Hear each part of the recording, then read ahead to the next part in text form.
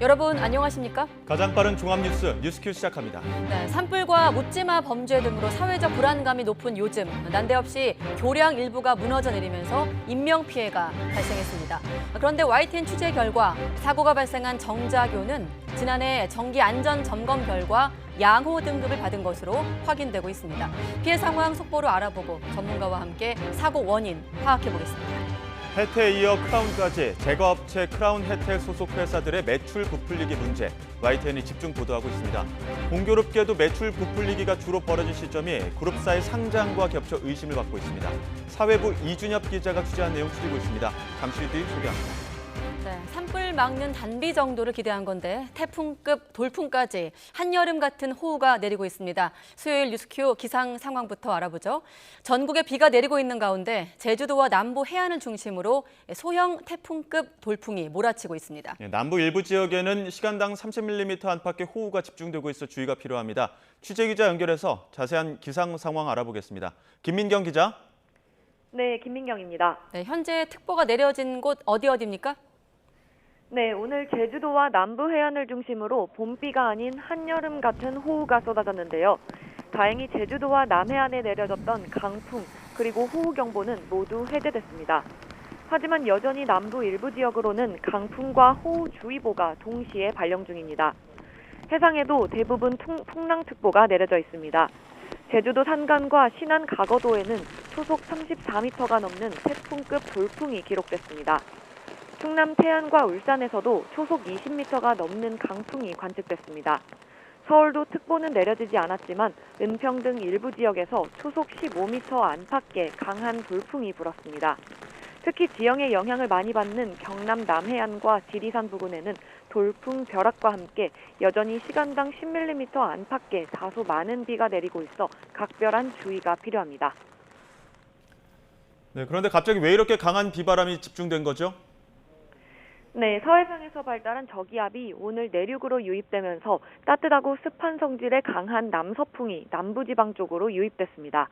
여기에 제주도와 지리산, 남해안 지역에 높은 지형이 영향을 미쳐 비구름이 강하게 발달했습니다. 제주도 산간에는 어제부터 오늘까지 이틀간 400mm가 넘는 폭우가 쏟아졌고 극심한 가뭄에 시달렸던 진도와 완도, 보성 등 전남 해안에도 100mm가 넘는 큰 비가 내렸습니다. 이 지역에는 내일 오전까지도 강한 비바람이 지속될 것으로 예상됩니다. 기상청은 내일 오전까지 제주도 산간과 남해안에 100mm 이상, 서울 등 내륙에도 10에서 50mm의 비가 더 내리겠다며 시설물 관리와 안전사고에 각별히 유의해 줄 것을 당부했습니다. 지금까지 YTN 김민경입니다. 비와 함께 강풍이 몰아치면서 전국 곳곳에서 항공편 운항에 차질을 빚고 있습니다. 제주공항에서는 사전 결항 항공편까지 포함해 모두 200여 편이 결항했습니다. 다만 오후 들어 기상 상황이 예상보다 나아져 오후 3시부터는 항공기 운항이 점차 정상화하는 모습입니다. 제주공항 기상대는 저기압이 빠르게 동쪽으로 빠져나가면서 공항에 내려진 특보 해제도 고려하고 있다고 밝혔습니다. 네, 김해공항에서도 항공편 결항이 잇따랐습니다. 오전 10시 기준 서울과 제주행 등 국내선 항공편 24편이 결항됐고 기상 악화 우려로 83편이 어제 사전 결항됐습니다. 항공기 이용객들은 미리 운항 여부를 확인하셔야 되겠습니다. 어제 저녁부터는 강한 바람을 동반한 비가 내리면서 곳곳에 정전 사고도 잇따랐습니다. 어젯밤 8시 반쯤부터 서울 은평구 대조동과 서초구 방배동, 강남구 역상동 일대에서 정전이 발생했습니다. 경기 안산시 고잔동과 선부동에서도 어젯밤 9시 대규모 정전 사고가 났는데 긴급 복구 작업 끝에 2시간 반 만에 복구가 완료됐습니다. 한전은 강한 비바람에 날린 이물질이 전신주 전선에 접촉하거나 고압선이 끊겨 정전이 발생한 것으로 보인다고 설명했습니다. 자, 이렇게 전국적으로 비가 많이 내리고 있는 가운데 대구에선 아찔한 사고도 하나 있었습니다. 70대 남성이 과수원 우물에 떨어져 갇힌 건데요. 15시간 만에 가까스로 구조됐는데 빗물이 그대로 들어찼다면 큰일 날 뻔했습니다. 화면 함께 보겠습니다. 네, 정말 큰일 날 뻔했습니다. 자, 지금 보이는 곳 마치 깊은 동굴처럼 보이죠? 바로 대구 방촌동 한 과수원 안에 있는 우물입니다. 깊이가 10m는 훌쩍 넘어 보이는데요. 자, 어두운 구멍 안으로 불을 비춰보니까 서서히 이렇게 사람의 형체가 보이기 시작하는데 여러분도 보이십니까? 어제 새벽 운동을 나섰다가 돌아오지 않아 실종 신고가 접수된 70대 남성 A씨입니다. 네, 어르신이죠. A씨는 다행히 실종 당시 휴대전화를 갖고 있었다고 합니다. 전화가 꺼지기 전 119에 신고를 해서 어딘지는 모르겠다. 두릅밭에 있는 동굴 같다. 이렇게 신고하면서 구조를 요청했습니다. 자, 밭 한가운데 동굴이 있다? 언뜻 수수께끼 같지만 경찰과 소방당국 바로 우물인 건 알아챘습니다. 그리고 밭 근처 우물을 모두 수색한 끝에 신고 15시간 만에 구조할 수 있었습니다. A씨가 빠진 우물은 현재는 사용되지 않는 곳이었는데 어제부터 모처럼 내린 가뭄에 단비가 A씨한텐 하마터면 위급한 상황을 초래할 수 있었던 겁니다. 발견 당시 A씨는 추위와 근육통을 호소했지만 다행히도 건강에는 큰 문제가 없는 것으로 파악되고 있습니다. 네, 어제부터 내린 비로 전국 모든 산불이 진화됐지만 피해 복구는 여전히 엄두도 못 내는 상황입니다. 윤석열 대통령은 동시다발적 산불로 피해를 입은 10개 시군구에 대해 특별 재난지역 선포를 추진하라고 지시했습니다. 특별 재난지역으로 선포되면 재해 복구에 중앙정부 예산이 투입되고 피해 주민들에게는 세제 혜택 등이 지원됩니다. 10개 시군구에는 충남 홍성군, 금산군, 당진시, 보령시, 부여군, 대전 서구, 충북 옥천군, 전남 순천시, 한평군, 경북 영주시가 포함됐습니다. 홍성과 당진 등 7개 시군에 산불 직격탄을 맞은 충청남도에 정부가 13억 원 규모의 특별교부세를 투입했습니다. 충남에서는 축구장 2,200개 면적에 해당하는 산림 1,632헥타르와 주택 등 시설물 85곳이 피해를 본 것으로 잠정 집계되고 있는데 특별교부세는 산불 피해 수습과 이재민 구호 등에 활용될 예정입니다. 네, 오늘 낮 1시 반쯤 서울 강서구에 있는 자동차 판매장으로 전기 택시가 돌진했습니다. YTN으로 들어온 제보 화면 함께 보시죠. 네, 보시는 곳 바로 자동차 매장인데요. 매장 전면 유리가 보시는 것처럼 오토바이와 차량이 돌진을 하는데 유리가 아직 보이지는 않습니다. 지금 택시가 돌진을 해서 지금 이 화면입니다. 유리가 완전히 파손이 됐고요. 곳곳에 깨진 유리, 잔해, 벽돌이 널브러져 있는 모습이죠. 전시된 차량도 일부 피해를 당한 것으로 보이는데 택시 에어백이 터지고 운전자가 나오는 모습도 화면에 담겨 있습니다. 잠시 후에 화면이 보일 텐데요. 택시는 사고 충격으로 바퀴까지 빠져나갔고 뒷 범퍼도 파손돼 주저앉았습니다. 구급차도 도착을 해서 부상자 등을 수습하고 있는데요. 이 사고로 택시기사와 매장 내부에 있던 직원 등이 다쳤고 5명이 병원으로 이송됐습니다. 경찰은 운전자와 목격자를 상대로 사고 경위를 조사하고 있습니다. 네, 비도 많이 내리고 정말 아찔한 사고들이 잇따른 그런 하루였습니다. 자, 그리고 오늘 오전엔 경기 성남시 분당구 탄천을 가로지르는 왕복 6차로인 정자교 일부가 무너졌습니다. 인도 쪽이 무너져 내리면서 2명이 추락했는데 1명은 숨졌고 나머지 1명도 크게 다쳤습니다. 현장에 취재기자 나가 있습니다. 강민경 기자. 네, 경기도 성남시 분당구 정자교 사고 현장 앞에 나와 있습니다. 네, 강 기자 뒤로 보이는 게 바로 무너진 다리 현장이군요.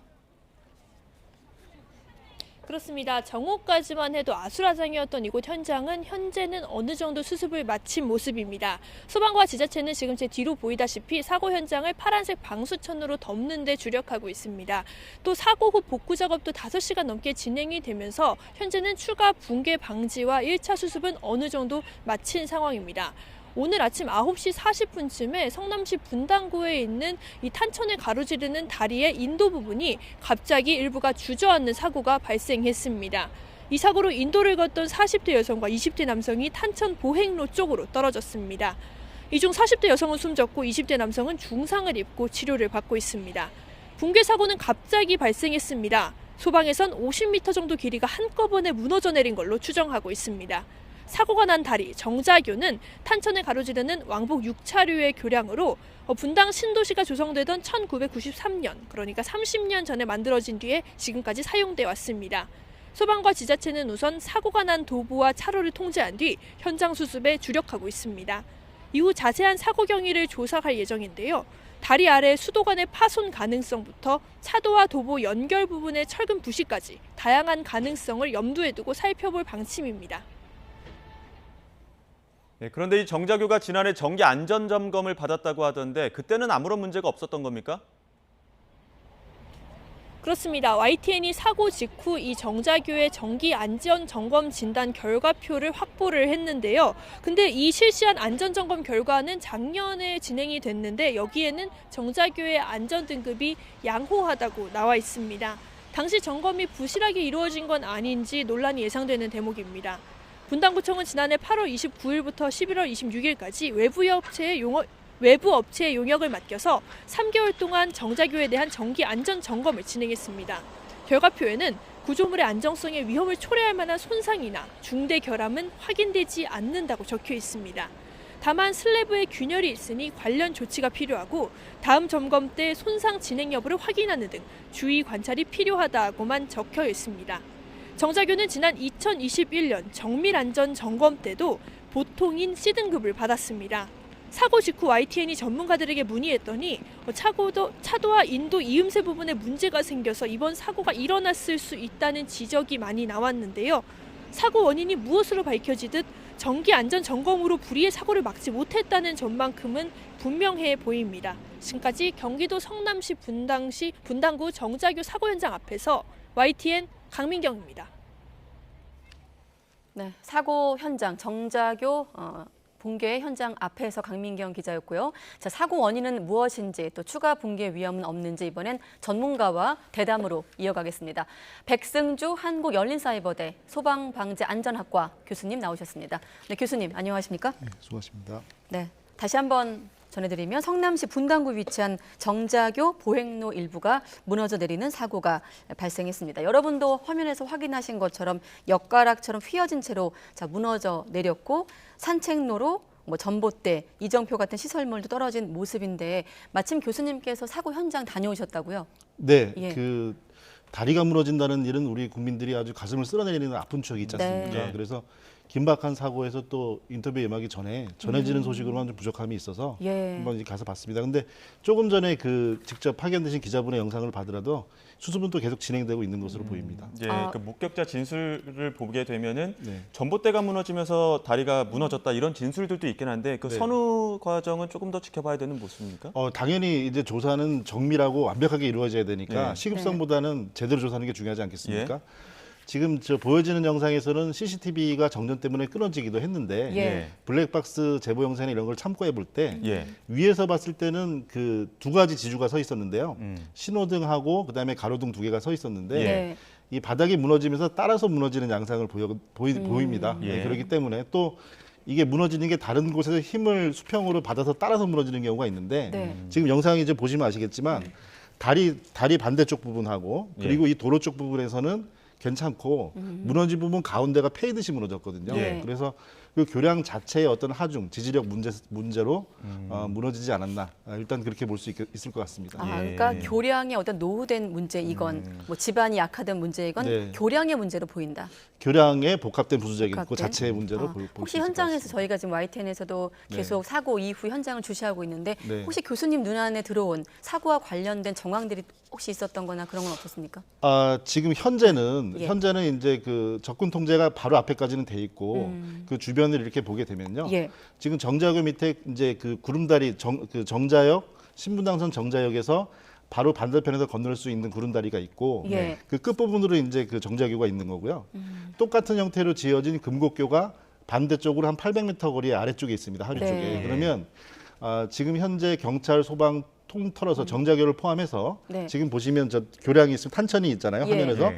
그 아래쪽 다리까지 지금 통제를 하고 있습니다. 아, 예. 그래서 지금은 아직까지 그 정확한 원인 파악이 안 됐을 뿐더러 더군다나 네. 이제 보도 쪽에 무너져 내린 부분이기 때문에 예. 예. 차량까지 포함해서 그 구름다리를 제외하고는 지금도 통제하고 있는 상황입니다. 그렇기 예. 때문에 분명히 구조적인 점검을 또 하고 있고요. 네. 지금 저 C단위, 도단위에서 이제 구조 점검을 하고 있는 모습도 보였고요. 네. 파악 중에 있는 것 아까 같습니다. 교수님께서 서두에 아마 성수대교 말씀하시는 것 네, 같은데 우리가 그렇습니다. 정말 우리 사회가 사회적 트라우마를 겪고 있는 다리 붕괴와 관련된 네, 기억 맞습니다. 아니겠습니까? 그렇기 때문에 사고 원인을 파악하는 게 굉장히 중요한 대목인데 말씀하신 대로 도보 이음새 어떤 철근 부식 또 수도관 파손 가능성 포함해서 교량과 관련된 복합적인 이유를 추정할 수 있는 상황인데 네. 이 주변에 살고 있는 주민들 얘기를 한번 들어봤더니 네. 이 탄천을 중심으로 주변에 공사 현장도 제법 있다고 하더라고요. 네, 네, 혹시 그렇습니다. 그런 것들도 원인을 분석하는데 좀 필요한 대목일까요?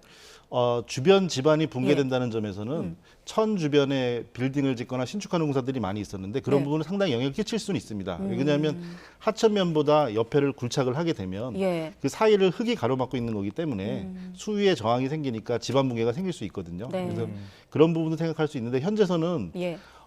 다소 조금 더 약간 안심되는 부분은 뭐냐면 그 다리를 떠받치고 있는 다리 교각이라고 하잖아요. 예. 그 교각이 상당히 튼튼한 구조로 되어 있습니다. 그러니까 하천이 흐르는 수평 방향으로 길쭉하게 예. 네. 직사각형 형태로 여러 개가 돼 있는데 지금 멀리서 가까이서 보진 않았지만 교각의 형태는 좀 안전한 형태로 돼 있고요. 네. 조금 아쉬운 부분이 이제 지금 현재 그 보차도가 구분이 돼 있잖아요. 안전을 이유로. 그럼 지금 무너진 이 보차도의 부분은 교각 위에 얹혀 있는 형태가 아니었고요. 교각 옆에 날개 형태로 돼 있는 형태였어요. 아. 그렇기 때문에 교각 끝 부분에서 꺾여서 주저하는 형태로 지금 무너진 거기 때문에 예. 만약에 이제 구조가 더 여유롭게 교각이 더 길었으면 네. 조금 더 안전하지 않았을까 하는 부분도 중요한 있습니다. 대목인 것 같아서 이게 아까 날개 형태로 붙어 있는 네, 보차도라고 말씀하신 건 저희가 보도하는 보행로를 네, 말씀. 보행로와 차도를 분리하는 예. 이게 보행자의 안전을 확보하는 다리 예. 구조로 돼 있는데 아, 예. 하부 지지가 이제 차도 쪽에까지만 돼 있었다는 부분이죠. 원래는 네. 겹쳐서 설계하기도 하는 건가요? 그러면? 그렇죠. 그런 부분이 되고요. 또 이게 아무래도 하중을 적게 받는 거는 맞잖아요. 네. 그런 부분이고 또 이게 좌우가 지금 대칭이 돼 있는 상태인데 반대쪽도 역시 통제를 하고 있고 또 외관상으로 보였을 때는 큰 부분이 아닐 수도 있지만 네. 역시 반대쪽의 보도 부분은 또 물이 고여 있는 그게 약간 네. 처진 형태가 또 예. 느껴지는 부분이 있어서 네. 역시 이제 통제하고 구조 진단을 하고 있으니까요. 좀 자세히 세밀히 서두르지 말고 하셨으면 네. 좋겠습니다. 구조 진단과 지금 관련해서 교수님 말씀 좀 중요한 대목에서 한 번만 더 확인을 하면 네. 교각은 생각했던 것보다 안전하게 되어 튼튼한 구조로 돼 있습니다만 있고. 튼튼한 네. 구조라 네. 다행입니다만은 불행 중 네. 다행입니다만 보차로 부분은 날개 형태라서 네, 이 네. 부분은 좀 확인이 필요하다라는 네, 네. 말씀을 정리하겠습니다. 네, 예. 예.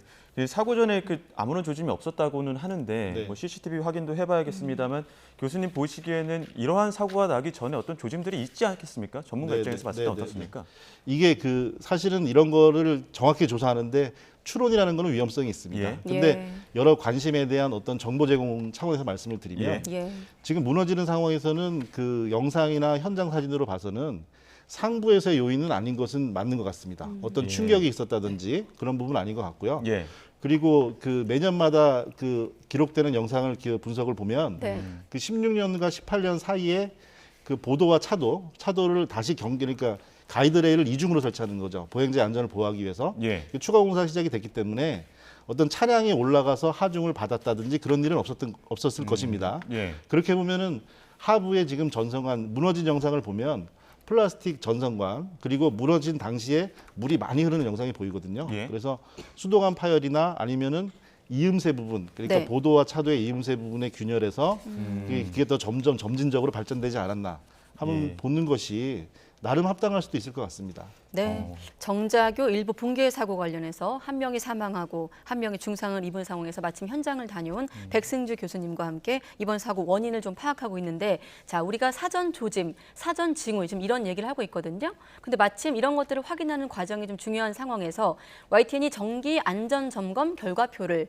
입수했고 교수님도 관련 보도 보신 것으로 알고 있습니다. 전체 결과는 양호였는데 방금 말씀하신 그 조짐과 관련해서 슬래브의 균열이 언급된 것도 그런 조짐으로 해석될 수 있는 대목이 될까요? 그 슬래브라고 하는 것은 구조물, 철근 네, 분명히 구조물의 그렇습니다. 바닥으로 알고 있는데요. 네. 용어적으로 예. 슬래브라고 했으면 이거는 그냥 포장바닥이 아니거든요. 예. 슬래브라는 거는 구조체에서 하중을 지지하는 수평 구조물을 말하는 거기 때문에 교각의 상판의 구조체 본체를 얘기를 합니다. 네. 예. 그러면 그 위에 덧바른 포장재가 균열이 아니고 슬래브 균열이라고 했으면 예. 조금 더 상태는 뭐 아직 어느 정도인지 전해지지 않지만 보통 등급이라고 나왔으면 사실 육안으로 철근이 보일 정도의 탈락이나 이런 건 아마 없었을 겁니다. 네. 하게 되면 등급을 하게 돼 있으니까 그런 부분도 있고요. 또 이게 그 연차마다 이루어지는 안전점검은 사실은 상당히 중요한 부분이긴 하지만 예. 그 사이에 또 어떤 일이 있었는지는 또 모르는 거잖아요. 예. 네, 그런 부분에서 조금 지속적인 지속적인 외관으로라도 네. 감시하는 시스템은 조금 더 마련해야 될 것 같습니다. 그 지자체에서 매년 그 예산을 통해서 정기 안전 점검을 하는데 네. 그 외에도 상시적으로 할 수 있는 안전 점검이 필요하다는 그렇죠. 거죠. 네, 맞습니다. 그러면 한 가지 추가적으로 지금 그 대목 중에 균열이 있으니 관련 조치가 필요하다고 하고 네. 주의 관찰이 필요하다. 네. 그러면서 신축 이음의 균열, 배수관 유실 이런 조치가 필요하다고 당시 지적을 했거든요. 네, 네, 네. 자, 이번 사고가 났으니 다시 한번 그때 대목을 돌려본다면 그 사이에 어떤 조치가 있어야 했던 것으로 좀 그렇죠. 예상할 수 있을까요? 그런 부분이 네. 그 예를 들어 지금 그 배수관로 누르설 같은 경우는 예. 상황에 따라서는 또 심각할 수도 있는 부분이고요. 그 예를 들어 벌어진 이유에 대해서 사고의 원인은 여러 가지 복합적으로 볼 수 있는데 네. 배수관은 물의 흐름이기 때문에 물이 소량일 때는 약한데 지속적으로 강한 압력으로 흐르게 되면 큰 충격을 가게 됩니다. 네. 균열을 가중하고요. 그리고 이게 우리가 콘크리트라고 하는 시멘트도 예. 어원을 보면 이게 접착제 붙인다는 뜻이거든요. 네. 어원 자체가. 그렇기 때문에 지금 무너진 형상을 보면 철근하고 시멘트하고 분리가 되면서 이렇게 무너졌는데 예.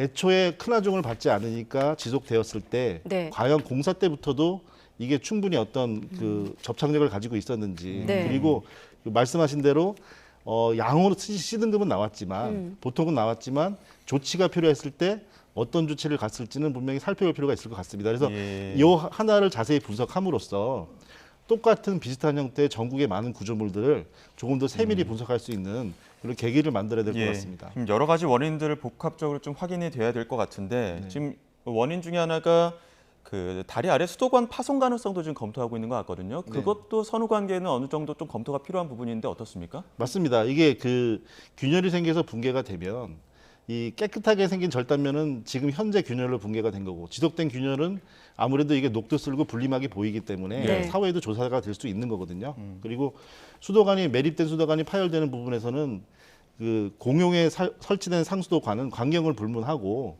무한대의 상수가 공급이 됩니다. 예. 그러니까 멈추지 않는 샘물로 계속 높은 압력으로 나오기 때문에 누수가 작더라도 댐 하나가 작은 구멍으로 무너지듯이 큰 구조적 영향을 미치거든요. 네. 그래서 그런 부분의 보수는 아마 다른 곳에서도 빨리빨리 조치하셔야 된다. 네. 이렇게 말씀드립니다. 참고로 경찰, 소방, 지자체, 당국 역시 지금 내리고 있는 비, 어제부터 내린, 밤부터 내린 비를 주목하고 있습니다. 그 수도관 파손에 네. 비도 영향을 미쳤을 수도 있다. 비로 인해 지반이 약해진 탓도 있는 것으로 좀 추정이 되고 있는, 추론할 수 있는 상황인데 바꿔 생각해 보면 우리가 이 정도 이상의 비를 겪기도 하지 않았습니까? 이 정도의 비에 교량이 무너진다? 좀 이해가 안 되는 측면도 있는데 교수님 어떻게 보십니까? 그게 제 생각에는 정성적으로 네. 영향이 있었다고 하는 말은 틀린 말은 아닌 것 같습니다. 네. 근데 이 정도 비에 어떤 직접적인 연결고리가 있다고 생각하면 저는 예. 오히려 예. 이렇게 비가 옴으로써 보행자 산책로에 다니는 분들이 적어서 다행이라고 생각하지 예. 이 정도 비로 가지고 그래서는 안 된다고 생각합니다. 예. 네. 심지어 교량 같은 경우가 30년 정도가 됐습니다. 지금 네. 분당 신도시 생기면서 같이 만들어진 건데 30년 정도 되면은 거기에 맞는 또 정밀 진단 같은 것들도 필요해 보이는데 그런 부분은 좀 미흡했던 것 같습니다. 사실 그 94년도에 예. 그 성수대교 붕괴 이후에 예. 그때 당시에는 말이 많았지만 지금에서 명확한 거는 부실 공사, 부실 감독이었습니다. 네. 그리고 또 부실한 노후 상태, 부실한 관리까지. 예. 그렇기 때문에 그 이후에 제도적으로 많은 개선이 있었고요. 정해진 데들을 정확히 지키고 예. 그리고 조금 더 하는 부분은 제가 보태고 싶은 부분은 뭐냐면 이런저런 가드레일 같은 경우도 지금 약 4년 전에 추가가 된 걸로 보이고요. 예. 그 보행자 가드레일 예, 말씀드린 보도와 차도를 구분하는데 그렇죠. 가드레일이 그런 들어가 부분도 있더라고요. 예. 오래됐지만 이제 점점 더 시설들이 좋아지니까 예. 그러면 산책로나 이런 공사를 할 때 공사 전후에 안전진단을 반드시 한 번씩 해서 추가로 해서 그러니까 공사자에게 부담시킬 것이 아니고 예. 이 자체는 그 시민의 안전이니까 공사자의 관점에서 보면은 너무 안이할 수가 있잖아요. 예. 그리고 앙카를 받고 돌을 깨고 어떤 작업들이 수반될 수밖에 없으니까 예. 그런 것들에 대해서도 좀 적극적인 이제는 안전이 변두리가 아니고 안전이 중심인 사회가 됐잖아요. 그렇죠. 네. 그래서 그걸 먼저 생각하는 그런 과정도 필요한 것 같습니다. 지금까지의 교수님 말씀을 좀 정리해 보면 교량의 복합된 문제가 사고의 원인으로 보인다는 말씀. 그리고 교각은 안전한 구조로 보이지만 교차로 부분은 날개 형태이기 때문에 한번 주목을 해야 된다. 그리고 상보 요인은 아닌 것 같지만 수도관 파열 가능성도 주목을 해야 된다 말씀하셨거든요. 자, 구체적인 사고 경우에 대해서는 이제부터 조사가 이루어질 텐데 어떤 과정을 거치게 되고 또 어떤 점을 좀 주안점을 두고 해야 되는 겁니까? 네. 좀 공통적인 총론으로 말씀드리면 예. 사고의 원인과 과정을 밝히는 데 있어서 추호도 어떤 다른 생각이나 사견이 들어가서는 안 된다고 생각합니다. 예. 정확하고 명확하게 밝히고요. 변명보다는 분명한 어떤 과정을 짚어서 다시는 이런 일이 너무 허망하지 않습니까? 그 네. 하늘에 무너져 내린 것 같은 일이죠. 그래서 이런 일이 생기지 않도록 우리가 지켜봐야 될 곳이 더 많다. 우리 사회가 이런 네. 것을 같이 좀 느껴야 될 것 같습니다. 지금 성남시에서는 성남에서 탄천 중심으로 24개의 다리가 있다고 해서 여기 다 전수검사하겠다 이렇게 밝히긴 했는데 네. 어떤 부분 더욱더 중점적으로 봐야 된다고 보십니까? 지금 현재 구조적 그 교량 전체의 구조적 안전성도 이제 파악을 당연히 해야 되겠고요. 예. 현재 절차와 더불어서 여태까지 어떤 우리가 사각이 없는지 허점이거든요. 항상 이런 재난이 일어났을 때는 예. 제대로 계속 살피던 곳에는 안 일어나는데 괜찮겠지 하고 놓아두었던 부분에서 원인이 발생하는 거니까 모든 것이 원인일 수 있다고 생각하고 예. 그렇게 하나씩 지어나가는 그런 조사 방법 대책이 필요한 것 같습니다. 네, 전국적으로 이런 형태의 노후 교량은 더 있을 테고 지금 언론 보도에서도 지자체마다 다시 한번 점검하자 그렇습니다. 이런 보도가 흘러나오고 있습니다. 이런 사고를 막기 위해서 소잃고 외양간이라도 잘 고치기 위해서 어떤 조치가 또 추가적으로 필요하다고 보십니까? 네, 네. 그 좋은 말씀입니다. 소 잃고 외양간 고쳐야 되는데 네. 소를 잃어도 외양간도 제대로 못 고치던 시대를 지나서 이제는 사실 바꿔 말하면 그동안 네. 잘 못 고쳐 왔다는 걸 또 한번 방증한 사고거든요. 네, 그래서 네. 그런 부분도 있는데 맞습니다. 그런 부분이 분명히 있고요. 예. 그랬을 때 이제 우리가 나가야 될 방향은 큰 사고가 나서 교훈을 얻어서 대책을 찾자기보다 우리가 사고 훈련, 멘탈 트레이닝이라는 말을 합니다. 네. 최악의 사고를 예상을 하고요. 예상을 하고 일어나지 않은 사고를 여러 가지 원인을 가상을 만들어서 그에 대한 대책을 먼저 수립하면 우리 하인리버 법칙에서 300가지 사소한 징후에 29번 이후에 한 번에 큰 재난이 생기잖아요. 그럼 역으로 300개의 시나리오를 막아내면 큰 재난 하나를 막을 수 있는 겁니다. 그래서 먼저 막아내는 사회가 되길 바라겠습니다. 네. 지금은 이제 현장이 통제되고 있는 상황이긴 한데 혹시 추가 붕괴 위험은 어떻게 보십니까? 지금 현재 해당 정자교도 그렇고 예. 비슷한 구조의 금곡교도 그렇고 그 통제를 하고 차량 통제 전체를 하고 있고요. 예. 이제 퇴근 시간 지나가니까 우리 시민분들 많이 그 정자역이나 그 도로 통해서 많이 하실 것 같은데 네. 좀 불편하시더라도 통제는 잘 응하시고 우회하시고 네. 보행자분들도 아무래도 오늘 가보니까 급하게 하다 보니까 그냥 줄 하나 정도를 이렇게 그 하천, 하부, 상부 통제를 하고 있거든요. 잘 따르셔가지고 더 어떤 사고가 없길 바라겠습니다. 네, 알겠습니다. 네, 백승주 한국열린사이버대 소방방재안전학과 교수와 함께했습니다. 교수님 오늘 도움 말씀 감사합니다.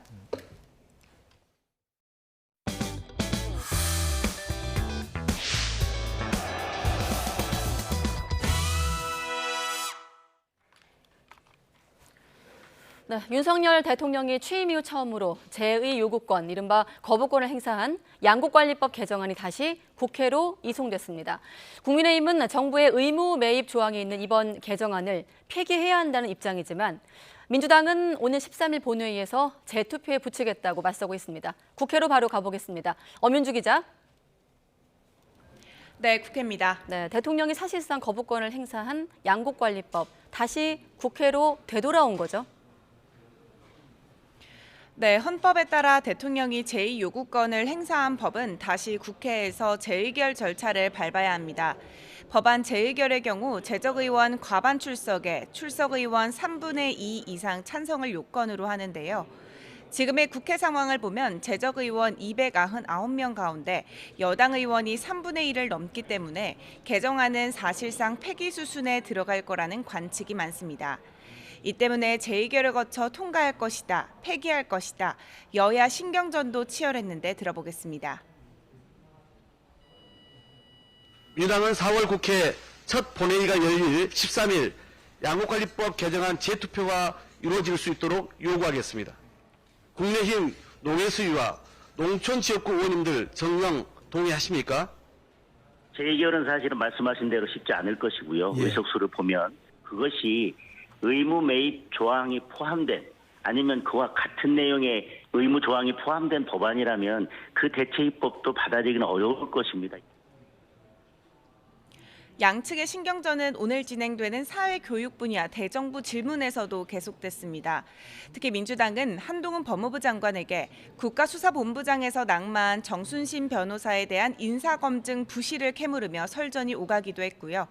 지난 대정부 질문 내내 이틀 동안 이어졌던 정부의 대일 외교 전반에 대한 야당의 파상 공세도 여전히 거셌습니다. 자, 그리고 여당 지도부가 내놓은 쌀값 대체간을 놓고 이런저런 논란이 많더라고요. 네, 발단은 국민의힘 조수진 최고위원이 아침 라디오에서 내놓은 쌀값 대체간이었습니다. 먼저 들어보겠습니다. 밥 한 공기 다 비우기 이런 것들에 대해서도 우리가 논의를 한 거예요. 아, 밥 한 공기 다 비우기? 예. 2공기 먹기 뭐 이런 거요? 여성분들 같은 경우에는 예. 그 다이어트를 위해서도 밥을 잘 먹지 않는 분들이 많거든요. 그러나 다른 식품과 비교해서는 오히려 칼로리가 낮지 않습니까? 조 최고위원의 이 같은 발언에 일단 김기현 대표는 기자들과 만나 그게 무슨 대책이 되겠느냐며 수습에 나섰지만 당내 비윤계에서는 비판이 잇따랐습니다. 이준석 전 대표 등은 갈수록 태산이다. 먹방으로 정치할 거면 유명 먹방 유튜버가 당대표를 하는 게 낫지 않겠느냐고 지적했습니다. 민주당 이재명 대표도 아침 회의에서 조 최고위원을 겨냥해 신중하지 않고 경박하다면서 최근 이딴 산불에도 골프를 친 것으로 드러난 김진태 강원지사까지 싸잡아 비판했습니다. 들어보겠습니다. 너무 신중하지 않을 뿐만 아니라 너무 경박스럽다. 국민의 삶, 국민의 생명을 놓고 대체 상식적으로 할 수 있는 얘기인가 싶을 정도의 그런 막말에 가까운. 논란이 일자 조 최고위원은 SNS에 쌀 소비 촉진을 위한 아이디어를 소개한 발언의 진위를 왜곡해 선전선동을 벌이고 있다며 유감을 표한다고 밝혔습니다. 네, 그렇군요. 자, 오늘 학교폭력 근절과 소아응급의료에 대한 당정도 잇따라 열렸죠? 네, 국민의힘과 정부는 오늘 오전 학교폭력 근절을 위한 종합대책을 발표했습니다. 먼저 학교폭력에 엄정 대응하기 위해 생활기록부에 학교폭력 가해기록 보존 기간을 연장하고 현재 수시에 반영하고 있는 학교폭력 가해 기록을 수능 위주의 정시 전형에까지 확대 반영하겠다고 밝혔습니다. 또 피해 학생이 우선 보호받을 수 있도록 제도적 미비점을 개선하고 관련 입법을 조속히 추진하기로 합의했습니다.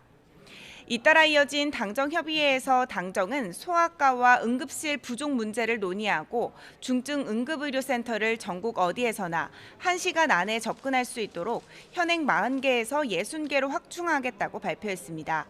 또 중증 응급의료센터에서 수술과 입원 등 최종 기능이 가능하도록 재편하고 건강보험 수가 인상, 야간 휴일 당직비 지원, 적정 근로시간 보장 등 근무 여건도 개선하겠다고 강조했습니다. 특히 응급환자 발생부터 이송, 진료까지 손쉽고 안전하게 이뤄질 수 있도록 원스톱 응급환자 이송 시스템을 구축하는 것이 시급하다고 보고 이를 위한 제반 사항을 면밀하게 점검해 조속히 추진하기로 했다고 전했습니다. 지금까지 국회에서 전해드렸습니다. 양국관리법 개정안에 대해 윤석열 대통령이 1호 거부권을 행사하면서 양국법은 다시 국회로 돌아갔죠. 대통령의 제2요구권, 이른바 거부권은 국회에서 의결된 법률안에 대해 다시 의결할 것을 요구하는 권한입니다.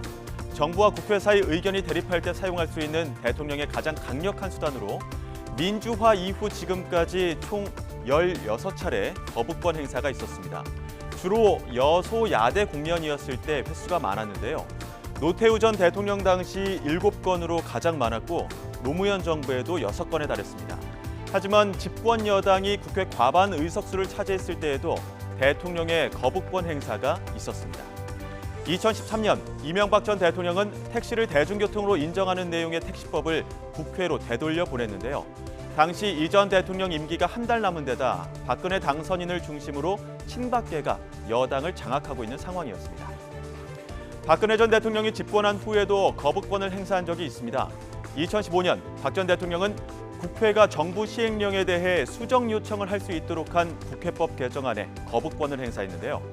당시 여당인 새누리당 원내대표가 유승민 전 의원이었는데 지금도 회자되는 박 전 대통령의 배신의 정치 발언이 바로 이때 비롯된 것이죠. 그럼 대통령의 거부권 행사로 다시 국회로 돌아간 법안들은 어떻게 됐을까요? 국회로 다시 이송된 16건 중 15건이 부결됐거나 임기 만료로 폐기됐습니다. 단 한 차례 국회 최의결을 통해 법률로 최종 확정된 적이 있는데요. 2003년 노무현 대통령 측근 비리 특검법이었습니다. 당시엔 여당인 열린우리당 의석수가 47석으로 전체 의석의 5분의 1도 안 됐습니다. 헌법에 따르면 대통령이 제의를 요구한 법안은 재적의원 과반 출석의 3분의 2 이상 찬성해야 법률로 최종 확정됩니다. 거대 야당인 민주당은 국회로 돌아온 양곡법에 대해 수정된 법안을 재발의하겠다고 계획을 세우고 있는데요. 이외에도 쟁점 법안들이 줄줄이 대기하고 있어 향후 대통령의 거부권을 둘러싼 논란이 이어질 것으로 보입니다. 윤석열 대통령이 외교와 안보는 민생과 직결된다고 강조했습니다. 윤 대통령은 오늘 오후 청와대 영빈관에서 제2차 국정과제 점검회의를 열고 각 분야 전문가와 국민 방청객들 128명과 함께 외교 안보 분야 현안을 논의했습니다. 윤 대통령은 모두 발언에서 가치를 공유하는 국가 간 안보와 경제는 물론 첨단 과학기술 협력이 한 묶음으로 이루어지는 상황에서 외교와 안보는 우리 민생과 직결된다고 설명하기도 했습니다. 윤 대통령은 또 오늘 마이클 맥콜 미국 하원 외교위원장과 외교위 의원 등 8명도 만납니다. 이 자리에선 북핵 위협 대응과 인플레이션 감축법 등 주요 현안들은 물론이고 곧 있을 윤 대통령 국빈 방미 일정 논의가 이루어질 것으로 보입니다. 특히 국빈 방문 중 미국 의회 상하원 합동연설과 관련해 이야기도 오갈 것으로 보이는데 윤 대통령이 연설하게 된다면 지난 2013년 박 전 대통령 이후 10년 만입니다. 네, 더불어민주당은 내일 후쿠시마 방문에 대해서 일본 원전 오염수 방출에 제대로 대응하지 않는 정부를 대신해서 야당 의원들이 직접 가는 것이라고 강조했습니다. 민주당 방일 의원단을 이끄는 위성곤 의원은 기자간담회에서 정부가 오염수 방류를 실질적으로 막지 않고 일본과 한편이 되려는 것 같다면서 이같이 밝혔습니다. 그러면서 원전을 관리하는 도쿄전력 방문 등에 대한 일본 측의 협조가 안 되는 것에 대해 안 만나준다고 가만히 있을 수 없다면서 야당 의원으로서 직접 오염수에 대한 국민적 우려를 전하고 오겠다고 설명했습니다. 이런 가운데 해양수 방류 주체인 도쿄전력은 민주당 방문단과의 면담은 어렵다고 밝혔습니다. 도쿄전력 관계자는 오늘 오전 YTN과의 통화에서 민주당이 6일 본사를 방문하겠다는 의사를 전해왔지만 내부 의견 조율 결과 이같이 정했다고 말했습니다. 또 갑작스러운 형태로 연락이 와 준비할 시간적 여유가 없어 응대가 어렵다는 뜻을 민주당 측에도 전했다고 설명했습니다. 네, 4.5 재보궐선거 투표가 오늘 새벽 6시에 시작을 해서 순조롭게 진행이 되고 있습니다. 전북, 전주와 울산에서 각각 국회의원과 교육감을 뽑는 것을 비롯해 전국 9곳에서 유권자들이 표를 행사하고 있습니다. 투표소 현장에 나가 있는 취재기자 불러보겠습니다. 자, 김민성 기자. 전북 전주시 서신동 투표소에 나와 있습니다. 네, 전주시 을 선거구 같은 경우는 공석이 된 국회의원 1명을 선출하는 것으로 알고 있습니다. 분위기 어떻습니까? 네, 오후에도 유권자들의 발길 계속해서 조금씩이긴 하지만 이어지고 있습니다. 다만 선거일이 평일인데다 또 비도 오락가락하고 있어서 투표 열기가 예년만은 못한 모습입니다. 또 투표소를 잘못 알고 찾아왔다가 발길을 돌리는 유권자들도 있기 때문에 오시는 분들의 주의가 필요해 보입니다. 네, 오후 4시 기준 전주시 을 선거구 투표율은 21.2%입니다. 지난주 금토 사전투표율 10.51%까지 합친 결과인데요. 이곳 전주시 을에는 공직선거법 위반으로 당선 무효형이 확정된 이상직 전 의원의 빈자리를 채우는 재선거를 치릅니다. 당선되더라도 주어지는 임기는 1년 2개월 정도에 불과하지만 후보는 6명이나 됩니다. 국민의힘에서는 김경민 후보, 진보당에서는 강성희 후보가 출사표를 냈습니다. 무소속 후보는 임정엽 후보와 김광종 후보, 안혜욱 후보, 김호서 후보까지 모두 4명입니다. 재선거 원인을 제공한 더불어민주당은 후보를 내지 않았습니다. 선거 기간 김경민 후보는 힘 있는 여당 후보를 밀어달라고 호소했는데요. 나머지 5 후보는 정치적 진보 성향이 강한 지역 민심을 잡기 위해 정권 심판론으로 맞섰습니다. 오늘 개표가 밤 10시쯤부터 시작되기 때문에 어떤 결과가 나올지 그 윤곽은 내일 새벽 0시쯤이 될 것으로 보입니다. 네, 윤곽은 자정 무렵 나올 것이다. 그리고 울산에선 교육감을 뽑는 거고요. 예, 그렇습니다. 작년 12월이었죠. 노옥희 교육감이 갑자기 숨져 그 공석을 채우는 보궐선거가 열리고 있습니다. 울산시 교육감 선거 유권자는 93만여 명으로 이번 재보궐선거 가운데 가장 많습니다. 오후 4시 기준 투표율은 21.1%입니다. 교육감 선거는 정당 공천이 없어 보통 보수와 진보, 진영으로 후보를 나누는데요. 보수에서는 김주홍 후보, 진보에서는 천창수 후보가 출사표를 던졌습니다. 김주홍 후보는 울산 학생페이 지급 등을 내세우며 다시 한번 도전장을 내밀었습니다. 이에 맞서는 천창수 후보는 아내인 노 전 교육감의 정책을 이어받겠다고 예고했습니다. 국회의원을 뽑는 전주시 을지역구와 교육감을 뽑는 울산 말고도 7곳에서 투표가 진행됩니다. 경남 창녕에서는 군수와 도의원을 선출하고 경북 구미에서는 도의원을 뽑습니다. 울산 남구와 충북 청주, 전북 군산, 경북 포항에서는 기초의원 자리를 두고 선거가 진행됩니다.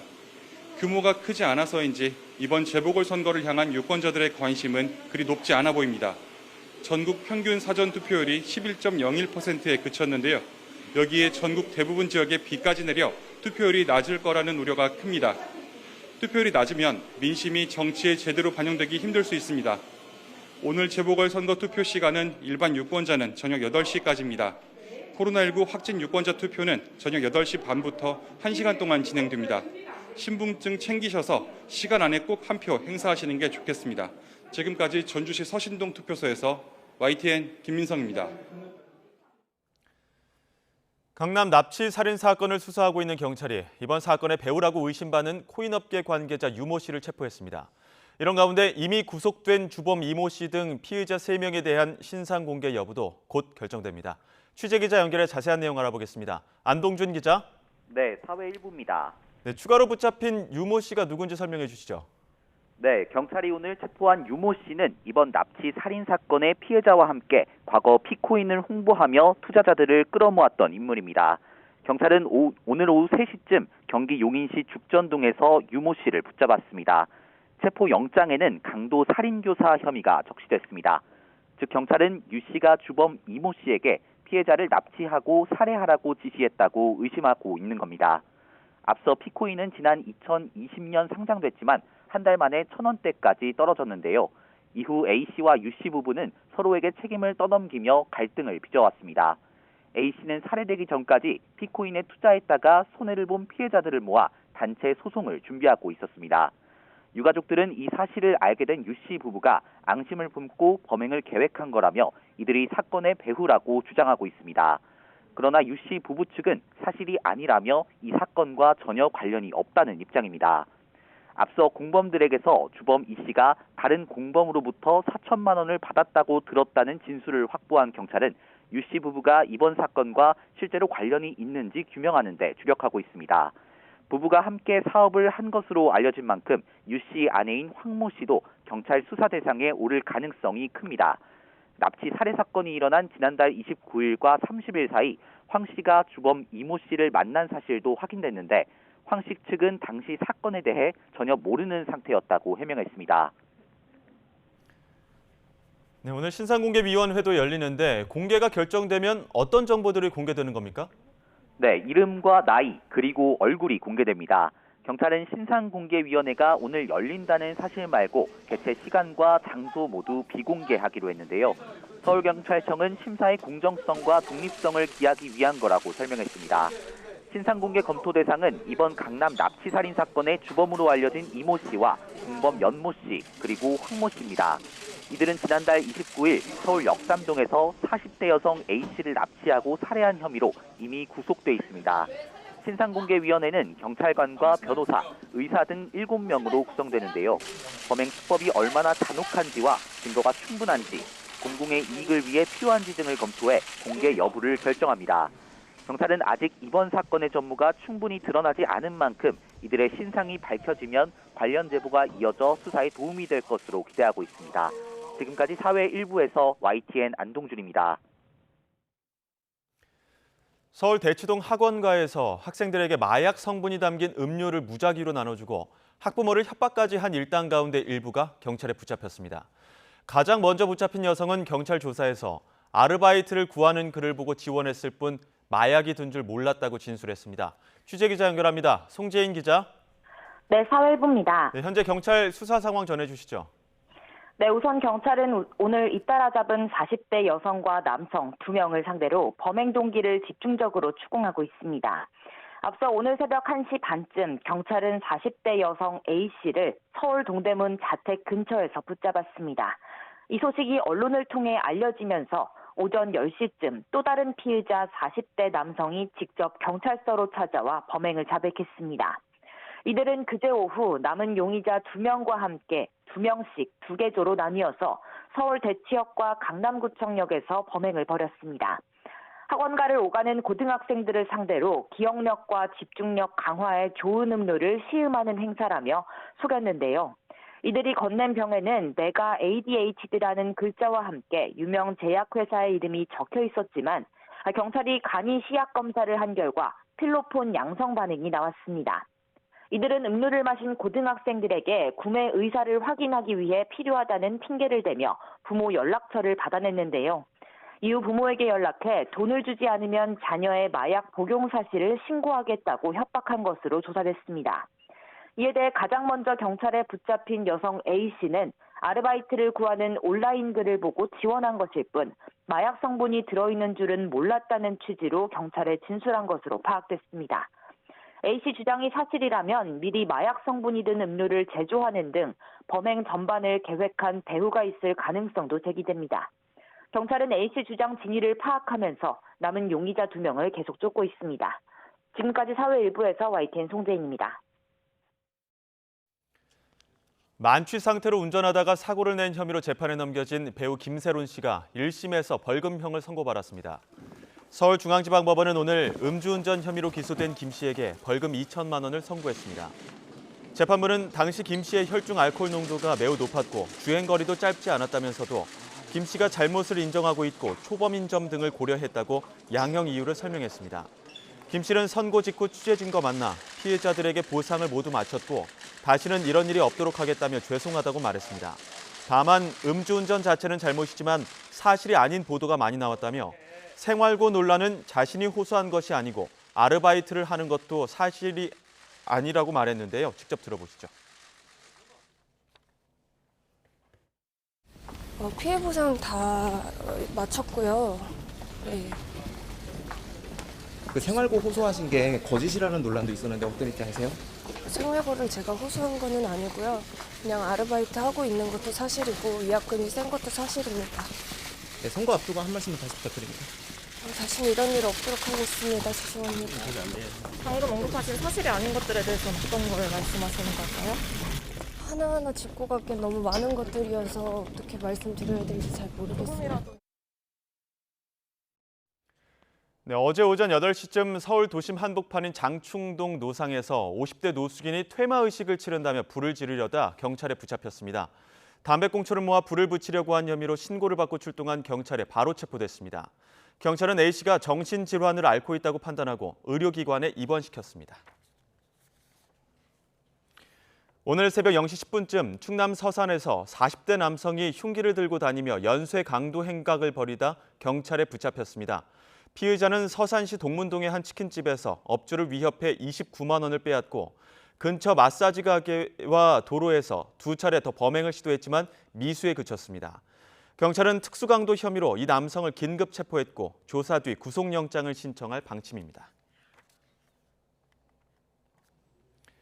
120억 원대 전세 보증금을 가로챈 혐의를 받는 이른바 건축왕 남모 씨가 첫 재판에서 혐의를 부인했습니다. 전세 사기 피해자들은 삶이 통째로 무너졌다며 남 씨의 엄중한 처벌을 촉구했습니다. 윤성훈 기자입니다. 비가 추적추적 내리는 궂은 날씨에 전세 사기 피해자 10여 명이 법원 앞에 모였습니다. 자신들의 전세 보증금을 가로챈 60대 건축업자 남모 씨의 첫 재판을 앞두고 엄중한 처벌을 요구하기 위해서입니다. 그러면서 남 씨의 재산으로 환수해 보증금으로 돌려줘야 한다고 목소리를 높였습니다. 수많은 피해자들의 절박한 외침을 부디 외면하지 말아주십시오. 피해자들의 삶이 통째로 무너지고 있습니다. 이른바 건축왕 남 씨는 지난해 1월부터 7월까지 인천 미추홀구 일대에서 160여 명의 전세 보증금 120여억 원을 가로챈 혐의로 구속돼 재판에 넘겨졌습니다. 세입자들의 보증금으로 건축 자금을 충당하며 무리하게 사업을 확장하다 건물이 잇따라 경매에 넘어가는데도 이를 숨긴 채 전세 계약을 계속 체결한 혐의를 받습니다. 남 씨의 변호인은 첫 공판에서 혐의를 부인했습니다. 검찰 공소장의 사실관계를 대체로 인정한다면서도 법리상으로 사기 혐의가 성립한다고 보기는 어렵다고 지적했습니다. 이번 사태는 부동산 가치가 폭락해 일어난 것으로 전세 계약을 맺을 당시 사기를 벌일 의도가 없었다며 기만과 착오가 있었는지 법리적으로 다툴 여지가 있다는 주장입니다. 남 씨가 고용한 공인중개사 등 함께 기소된 일당 9명은 증거 기록을 보지 못했다며 혐의를 인정하는지에 대해 즉답을 피했습니다. 남 씨에게서 전세 보증금을 떼인 30대 남성이 지난 2월 극단적 선택을 하는 등 피해자들의 고통은 전혀 해소되지 않은 상황. 2차 공판 날짜가 다음 달 3일로 잡힌 가운데 남 씨의 사기 혐의를 둘러싼 치열한 법정 공방도 본격화할 전망입니다. YTN 윤성훈입니다. 올해 2월 전국 주택거래 시장에서 아파트 비중이 역대 최대였던 것으로 나타났습니다. 정부의 일삼 부동산 대책 등으로 규제가 대거 완화되자 수요자들이 빌라보다는 아파트에 눈을 돌린 결과로 풀이됩니다. 부동산 정보 제공 업체 경제만렙이 한국부동산원 주택 거래량을 분석한 결과 올해 2월 전국 주택 거래량은 77,490건으로 집계됐습니다. 이 가운데 아파트 거래량은 63,909건으로 82.5%를 차지했습니다. 최근 2달간 서울에서 팔린 아파트 10건 가운데 3건이 6억에서 9억 원 이하를 기록하는 등 중고가 아파트 거래가 증가한 것으로 나타났습니다. 국토교통부의 실거래가 자료를 분석해 보니 지난 2, 3월 중개 거래된 서울의 아파트는 모두 3,879건으로 이 가운데 6억 원 초과, 9억 원 이하 가격대 거래 건수가 30.7%였습니다. 직전 2개월보다 2%포인트가량 높아졌는데 생애 최초 대출 확대, 9억 원 이하 주택에 대해 빌려주는 특례 보금자리론 도입 등 대출 문턱을 낮춘 것이 영향을 미쳤다는 분석입니다. 가계부채 관리 중요성이 커지는 가운데 금융당국이 지난해에 이어 올해도 은행의 고정금리 대출 비중이 절반 이상 되도록 목표를 정하고 지도에 나섰습니다. 금융감독원은 이 같은 내용의 추진안을 은행들에 통보하고 행정지도에 돌입했습니다. 금감원은 가계대출 구조 개선을 위해 은행의 올해 말까지의 고정금리와 비거치식 분할 상환 대출 목표를 각각 지난해와 마찬가지로 전체 가계대출의 52.5%와 60%로 설정했습니다. 최근 5년 사이에 짜장면 가격 인상폭이 27%에 달하는 것으로 나타났습니다. 한국 물가 정보 자료를 보면 올해 짜장면 한 그릇 평균 가격은 6,361원으로 최근 5년 동안 27% 오른 것으로 나타났습니다. 첫 조사를 시작한 1970년 100원에서 2000년 2,500원으로 올랐고 지난해 원재료 값이 급등한 6,000원을 넘어서면서 50여 년 만에 60배 넘게 오른 것으로 나타났습니다. 한국은행 금융통화위원회 신임위원으로 장용성 서울대 경제학부 교수와 박춘섭 전 조달청장이 각각 추천됐습니다. 한국은행은 이창용 한은총재가 신임금통위원회 장용성 교수를, 김주현 금융위원장이 박춘섭 전 조달청장을 각각 추천했다고 밝혔습니다. 이들은 일련의 절차를 거쳐 오는 20일 임기가 끝나는 현 주상영 금통위원과 박기영 금통위원의 자리를 대신하게 됩니다. 네, 미국 정부가 인플레이션 감축법 IRA 세부 지침을 공개하자 국내 기업들은 요구사항이 대부분 반영됐다면서 안도하고 있는 분위기입니다. 하지만 중국 배터리 기업과 미국 자동차 기업들의 합작 공장 설립 등 IRA 우회 전략도 나오는 만큼 국내 기업들이 대응 방안을 모색하고 있습니다. 윤혜리 기자의 보도입니다. 미국 정부가 최근 북미에서 최종적으로 조립된 전기차에만 최대 7,500달러의 보조금을 주는 IRA 세부 지침을 공개했습니다. 전기차 배터리의 심장, 양극재와 음극재의 핵심 광물을 중국에서 수입해 오더라도 국내에서 가공하면 세액공제 혜택을 받을 수 있게 됐습니다. 국내 배터리 기업들은 한시름 놓았다는 반응이지만 불확실성이 완전히 해소됐다고 보긴 어렵습니다. 당장에 25년까지 공급망을 중국을 제외하고 다른 나라 확보하기에는 사실상 어렵기 때문에 그런 인도네시아, 아르헨티나 이런 국가가 FTA 준하는 지위를 확보하는 게 중요하다고 하겠습니다. 중국 배터리 업체들이 여전히 미국 시장 진출을 노리고 있다는 점도 불안 요인입니다. 미국 자동차 기업 포드에 이어 테슬라도 세계 배터리 시장 점유율 1위인 중국의 CATL과 북미 합작 공장 설립을 검토하고 있습니다. 미국 기업이 공장 지분 100%를 갖고 중국 기업은 기술력만 제공하는 방식으로 배터리 공급망에서 중국을 배제하기 위한 IRA 취지를 사실상 우회하는 전략입니다. We will deliver one of the lowest cost batteries produced in the United States, and it's good business, and it's good for our customers. 중국과의 경쟁에서 밀리지 않기 위해 우리 기업들도 대응 방안을 고심하고 있습니다. CATL의 저가형 리튬 인산철 배터리 물량 공세에 맞서 고성능 배터리 생산에 주력했던 국내 기업들도 저가형 제품 생산으로 가격 경쟁력 확보에 나섰습니다. 미국의 대표적인 우방국 일본과의 경쟁도 피할 수 없습니다. 국내 기업으로선 미국과 FTA를 맺지 않은 일본이 핵심 광물 협정 체결로 같은 보조금 혜택을 받게 돼 달갑지 않은 입장입니다.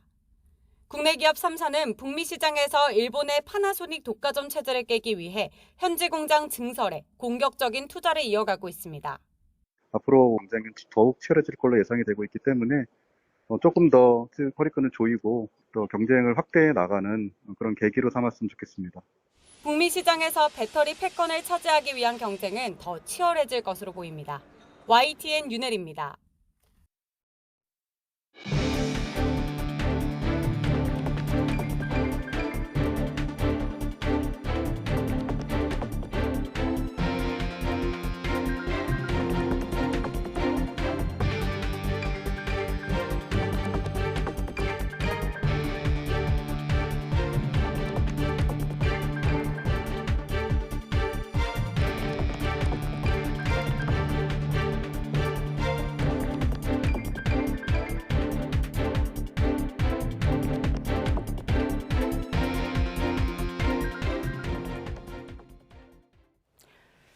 네, 머그샷도 건너뛰고 수갑도 안 찼지만 미국 대통령 가운데 처음으로 법정에 선 트럼프 전 대통령 34가지 혐의를 모두 부인했습니다. 법원 앞에선 트럼프 찬반 시위도 벌어졌는데 우려했던 폭력 사태 등 불상사는 없었습니다. 먼저 워싱턴 권준기 특파원의 보도입니다.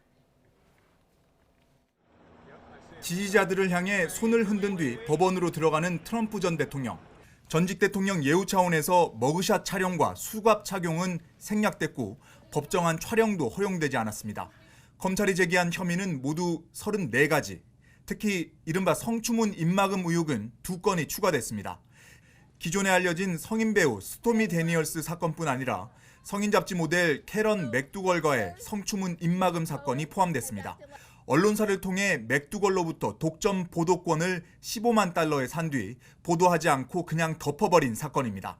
공소장에는 또 트럼프의 혼외자식이 있다고 주장한 트럼프타워 도어맨에게 3만 달러를 건넨 내용도 포함됐습니다. 검찰은 트럼프가 대통령에 당선되기 위해 입막음용 돈을 썼다며 중대한 선거 범죄로 규정했습니다. That is a scheme to buy and suppress negative information to help Mr. Trump's chance of winning the election. 트럼프 전 대통령 측은 검찰의 기소가 정치 탄압이라며 혐의를 전면 부정했습니다. The rule of law died in this country because while everyone is not above the law, no one's below it either. And if this man's name was not Donald J. Trump, there is no scenario we'd all be here today. 트럼프 출석에 앞서 뉴욕에는 경찰 3만 5천 명이 배치돼 만일의 사태에 대비했습니다.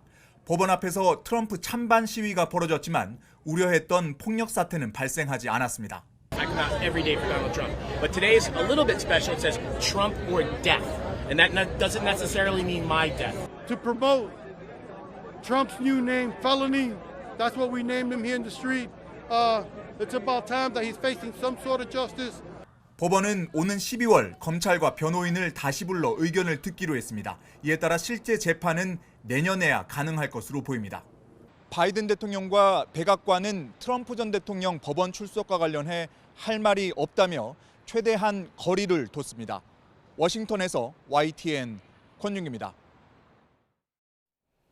네, 방금 전 지지와 반대 여론이 아주 극명하죠. 대선을 앞두고 손익계산이 분주한 트럼프 대통령, 여러 건의 의혹과 상대해야 할 처지에 놓였습니다.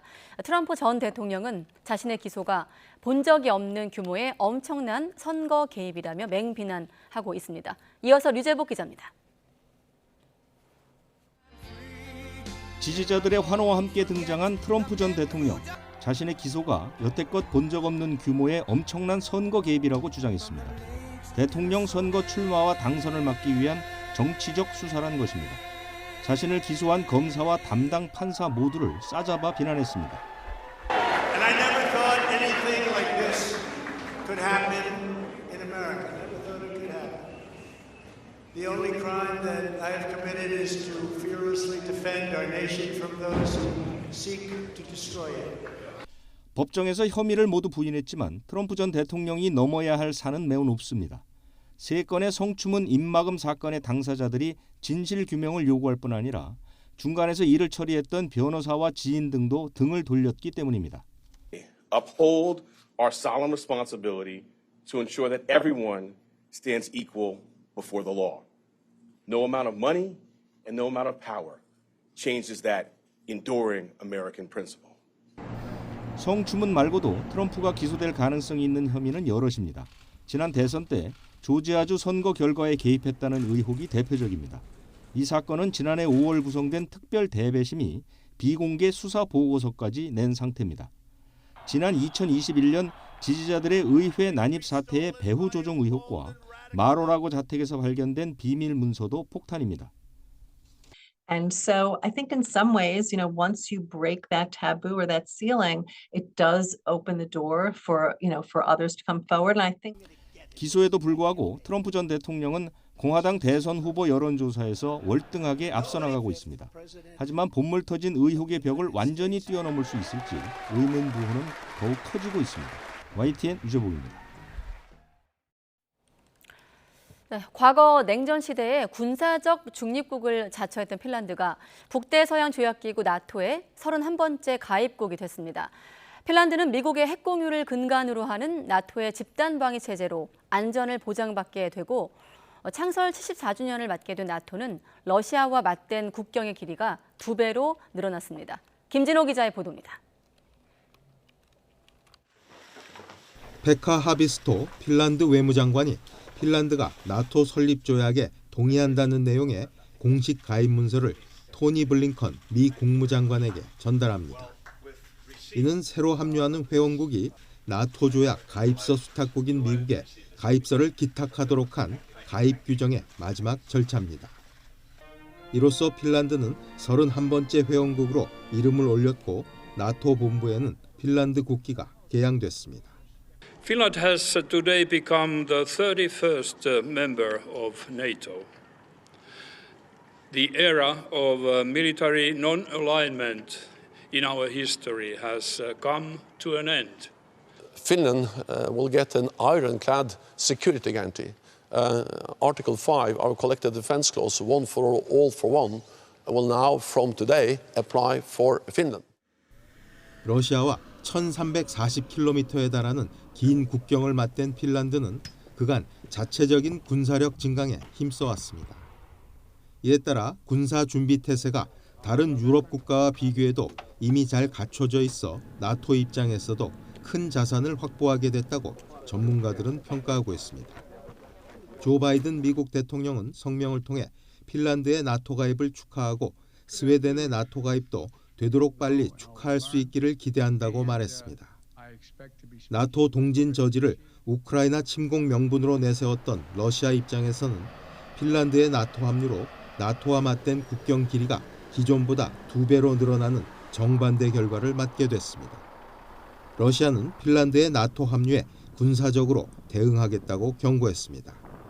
드미트리 페스코프 크렘린궁 대변인은 핀란드의 나토 가입은 러시아 안보와 국익에 대한 침해라며 러시아는 안보 보장을 위해 전략적, 전술적 대응책을 세울 수밖에 없다고 말했습니다. YTN 김진호입니다. 네, 이렇게 핀란드를 31번째 동맹국으로 맞이한 나토가 오는 7월 정상회의에 젤렌스키 우크라이나 대통령을 초대했다고 AFP 통신이 보도했습니다. 옌스 스톨텐베르그 나토 사무총장은 벨기에 브뤼셀에서 열린 나토 외교장관 회의를 마친 뒤 강하고 독립적인 우크라이나는 유럽 대서양 지역 안정에 필수적이라면서 젤렌스키 대통령을 7월 정상회의에서 보길 기대한다고 말했습니다. 유엔 인권이사회가 북한의 인권 침해 개선을 촉구하기 위한 인권 결의안을 21년 연속 채택했습니다. 올해는 한국 정부가 5년 만에 공동 제안국으로 복귀를 했는데 북한은 정치적 음모라면서 결의안을 거부했습니다. 김선희 기자의 보도입니다. 유엔 제네바 사무소에서 열린 유엔 인권이사회. 북한의 인권 침해 개선을 촉구하는 인권 결의안이 21년 연속 채택됐습니다. 광범위하고 조직적인 인권 침해와 반인권 범죄를 규탄하고 개선을 촉구하는 내용이 포함됐습니다. 특히 이번에는 북한 주민들의 정보권 침해를 지적하며 정보를 찾고 전달하는 자유를 존중해야 한다고 강조했습니다. 북한의 반동사상 문화 배격법이 사상과 종교, 표현의 자유를 억압하고 있다며 이를 재검토할 것을 촉구했습니다. 또 북한이 주민의 복지와 식량난에 써야 할 자금을 핵무기와 탄도미사일 개발에 사용하는 일이 늘고 있다고 비판했습니다. 북한의 인권 현안을 망라한 기존 결의안 내용도 담겼는데 사회적 계급에 따른 차별과 납치, 강제 송환 등의 전면적 해결을 촉구했습니다. 북한은 결의안 거부 의사를 분명히 밝혔습니다. 한대성 주 제네바 북한 대표부 대사는 결의안이 거짓으로 가득 차 있고 진정한 인권 증진과 무관한 정치적 음모가 담긴 문건이라며 단호히 거부한다고 말했습니다. 우리 정부는 결의안 채택을 환영했습니다. 외교부는 심각한 북한 인권 상황에 국제사회가 우려를 공유하고 있는 점을 방증하는 것이라고 공식 논평했습니다. 올해 북한 인권 결의안은 유럽연합 대표로 스웨덴이 제출했고 우리나라는 5년 만에 공동 제안국으로 복귀했습니다.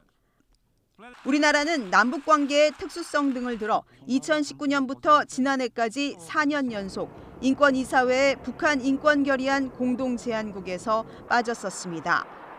YTN 김선희입니다. 미국 과학자연맹이 북한이 보유한 핵탄두를 30기 이상으로 추정했다고 자유아시아 방송이 보도했습니다.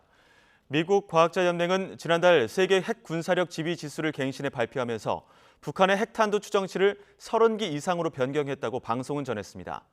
연맹이 발표한 자료에서 핵탄두는 러시아가 5,889기로 가장 많았고 미국 5,244기, 중국 410기, 프랑스 290기 등이었습니다.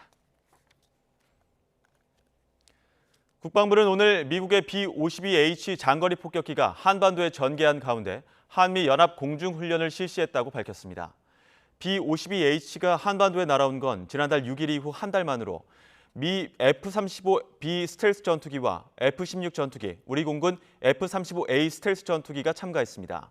훈련은 적의 공중 위협으로부터 B-52H를 한미 전투기가 엄호하는 등 상호 운용성과 연합작전 수행 능력을 강화하는 데 중점을 두고 시행됐습니다. 해병대가 올해 여름 창군 이래 처음으로 미국 본토 훈련에 나설 전망입니다. 해병대 관계자는 다양한 전장 환경에서 연합작전 수행 능력을 향상하기 위해 해외 훈련 기회를 확대하고 있다며 오는 8월 중대급 병력을 미 캘리포니아 샌디에이고 인근 훈련장으로 보내 제병 협동 훈련 참가를 추진 중이라고 밝혔습니다.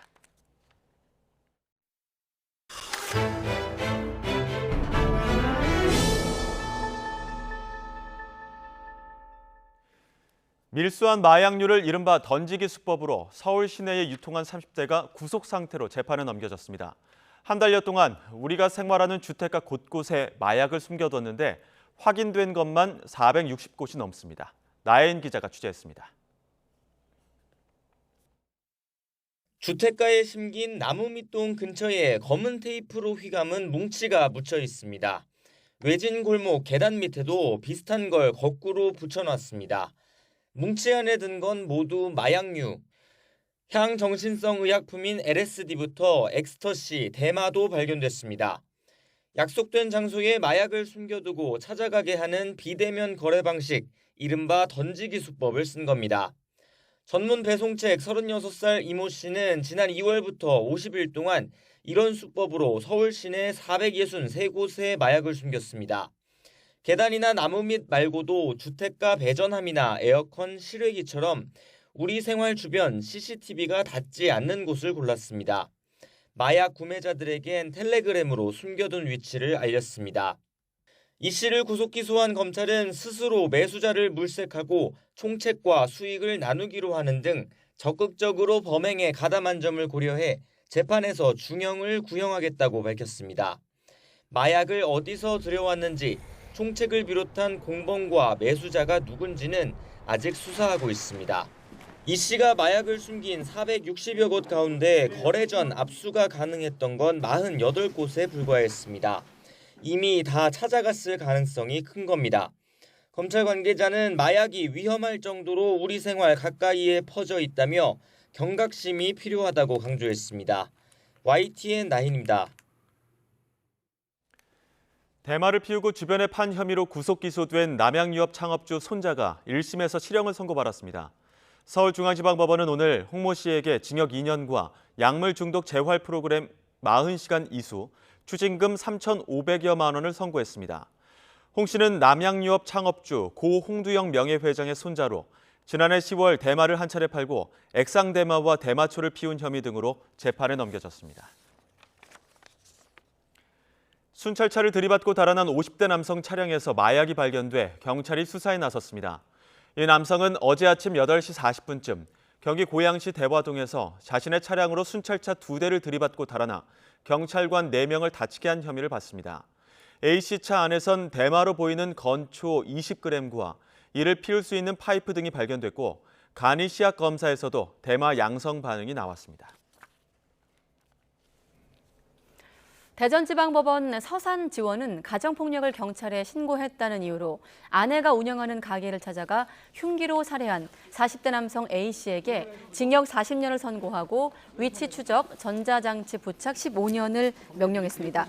A씨는 지난해 10월 충남 서산시 동문동에 있는 한 가게에서 아내에게 흉기를 휘두르고 가게 밖으로 도망친 아내를 계속 쫓아가 끝내 살해한 혐의로 재판에 넘겨졌습니다.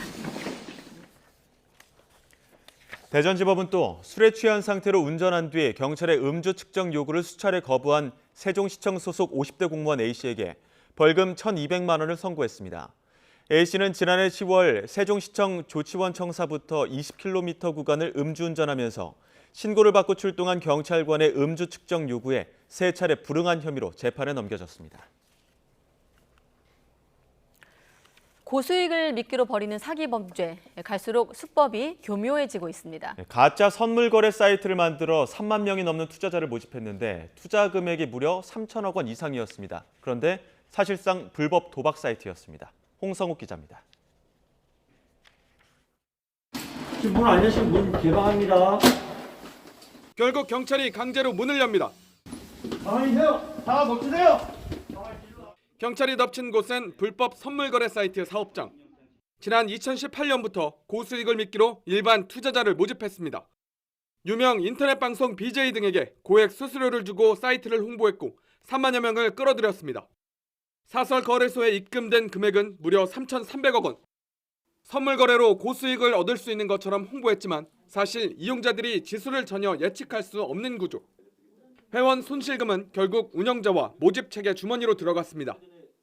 수천억 원대의 불법 도박장을 운영한 것과 마찬가지였습니다. 불법을 이렇게 대놓고는 홍보를 안 하잖아요. 네이버 카페 회원수도 몇 명 엄청 많고 뭐 방송 같은 거 들어가면 몇백 명, 몇천 명 이렇게 해서 보고 그러거든요. 이게 불법이다라는 생각을 잘 못하게 돼요. 경찰이 덮친 업장에서는 수천만 원 돈뭉치와 함께 범죄 수익금으로 구매한 고가 외제 차량도 발견됐습니다. 경찰은 6개 조직 46명을 도박 공간 개설과 자본시장과 금융투자업에 관한 법률 위반 등의 혐의로 검거해 16명을 구속했습니다. 또 이들 업체를 홍보하고 회원을 모집한 인터넷 방송 BJ 등 모집책 64명도 붙잡아 4명을 구속했습니다. 뭐 100만 원으로 1억을 벌었다며 투자를 권유하는 광고가 많은데 대부분 다 도박을 권유하거나 아니면 먹튀하는 사기를 치는 것입니다. 절대 이용하지 않도록 각별한 주의를 당부드립니다.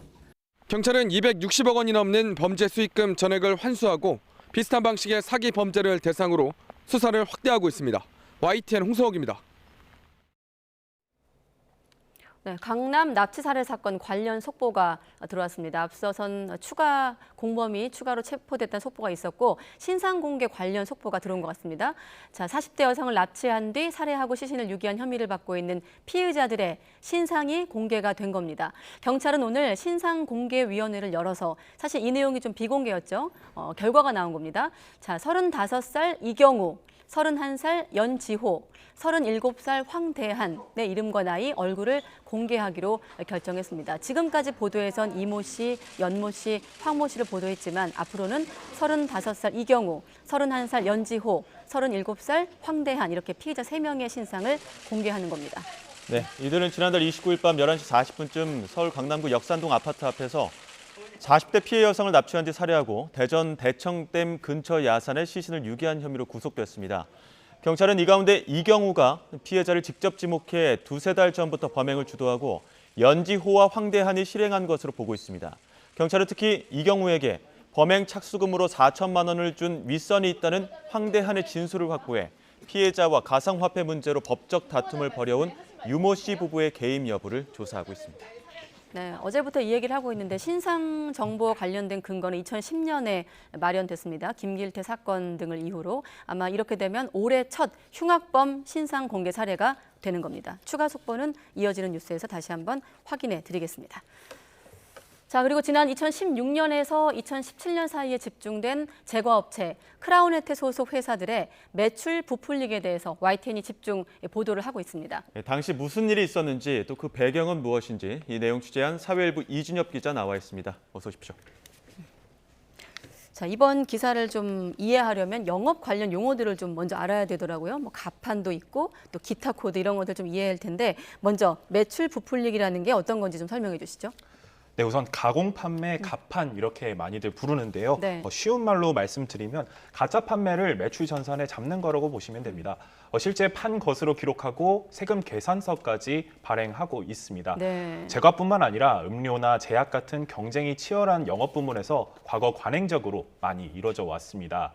업체가 영업 사원들에게 높은 매출 목표를 내리면 실제 팔 수 있는 양은 한계가 있다 보니까 목표를 못 채운 걸 전산에만 팔았다고 기재를 해놓는 겁니다. 회사에서도 이런 상황을 모르지 않습니다. 제과업체 등에서는 입사할 때 신원 보증인을 세우는 경우가 많습니다.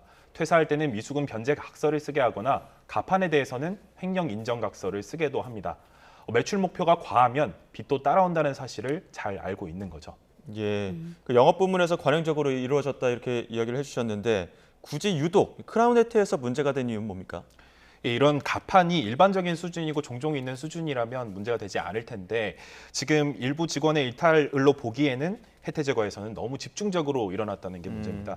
2016년에서 2017년 사이에 집중적으로 일어났는데 예. 거의 모든 영업소에 이런 가판이 있었던 것으로 YTN 취재 결과 확인됐습니다. 당시 액수가 영업소당 3억 원에 이르렀다는 직원 진술도 있는데 한번 직접 들어보시겠습니다. 나도 뭐 혜태제가 다니고 이런 경우도 처음이다. 나도 거의 영업소에서 뭐 3억씩 이렇게 가판을 잡고 그랬었었는데 우리가 뭐 어떻게 그거를 알아서 하냐고. 그래서 이렇게 매출을 잡으라고 하니까 그렇게 진행했던 거예요. 자신이 임의로 한 것이 아니다, 회사에서 용인을 하니까 했던 거다 이런 발언을 하는 것을 보실 수 있는데 네. 실제로 취재진이 여러 직원 진술을 종합해 봤는데 모두 회사에 용인이 있었다고 주장했습니다. 실제로 회사에서는 전산을 보면 정상 거래가 아니라는 것을 어느 정도 알 수 있는 상황인데요. 예를 들어서 평소 700만 원을 팔던 직원이 갑자기 1,500만 원을 팔고 또 특정 과자 제품만 수십 상자, 많게는 수백 상자를 시켰다고 매출이 찍혀 있으니까요. 특히 전산상 매출을 회계를 실제 매출과 언젠가는 맞춰야 하거든요. 혜태를 보면 2017년 중순부터 정리를 시작해서 기존 부풀렸던 매출을 다시 빼는 작업이 2년에서 3년 동안 이루어졌습니다. 이 기간 회사는 매출을 손해 볼 수밖에 없는데 그동안 회사가 양해해주지 않으면 이런 일이 어렵겠죠. 지난해 세무당국이 이 시기에 혜태제과가 매출 세금 계산서를 과다 발급한 걸 적발해서 추징세금을 60억 원 정도 부과했는데요. 60억 원이라는 게 부풀린 액수에 대해서 부과를 하는 게 아니라 부풀렸던 가운데 미처 고쳐놓지 못한 액수에 대한 겁니다. 그러니까 실제 해당 시기의 매출을 부풀린 금액은 훨씬 더 클 수 있는 상황이죠. 네, 지금 이 기자 뒤로도 보이지만 저렇게 박스 속에 있는 과자 이름들 다 우리가 굉장히 익숙하게 먹고 있는 먹거리들 아니겠습니까? 자, 그래서 좀 더 주목하는 뉴스인데 같은 그룹 크라운 제과에서도 가판이 있었다는 거죠. 네, 비슷한 시기에 공교롭게도 이뤄졌는데 2016년에서 17년쯤 강한 매출 압박이 있었다고 합니다. 네. 다만 크라운 제과 같은 경우에는 지난해 세무조사에서 추징세금은 없었기 때문에 앞서 말씀드렸듯이 미처 정정하지 못한 그런 금액은 없었던 것으로 보입니다. 이때 본사가 만든 특정 코드를 이용해서 가판을 집중적으로 잡기도 했고요. 영업소들을 관리하는 지점장에게 영업소장들이 매일 가판 액수가 얼마인지 정리는 얼마나 했는지 보고하기도 했습니다. 직접 상황을 들어보시겠습니다. 날마다 일일 보고를 합니다. 저희들이 소장들이 원래 가판이 얼마였는데 오늘 얼마큼 정리를 했고 얼마 남았습니다. 지점 차원에서도 지금 한동안은 답을 못 구하니까 혜태 조직은 어떻게 하고 있는지 세금 계산서 잘못된 부분에 대해서 어떻게 하고 있는지 또 혜태 영업소의 가판을 얼마나 잡았고 세금 계산서 해결을 어떻게 했는지 이렇게 알아보기도 했는데요. 네. 그만큼 크라운 혜태 소속 제과업체들 사이에 그 시기 가판이 문제였고 또 만연했다는 정황을 구체적으로 보여주는 겁니다. 지금 앞서도 얘기했지만 매출을 부풀리더라도 언젠가는 이렇게 다시 빼는 작업이 필요한 거잖아요. 근데 왜 그렇게까지 부풀린 겁니까? 네, 일단 회사 설명은 당시 매출 목표가 과하게 설정돼서 생긴 일이라는 겁니다. 크라운 제과나 혜태 제과나 한 식구이다 보니까 영업소에서 과자를 서로 같이 팝니다. 크라운 영업소도 혜태 제품을 파는 시기인데요. 네. 혜태 허니버터칩이 대박을 터뜨리면서 2015년 매출이 빵 뛰었는데 열풍이 꺾이고 나서도 2016년과 17년 목표를 안 낮춰서 영업 직원들이 일부 비정상적인 방법을 동원했을 뿐이다 이렇게 설명을 하고 있습니다. 그런데 석연찮은 점이 있습니다.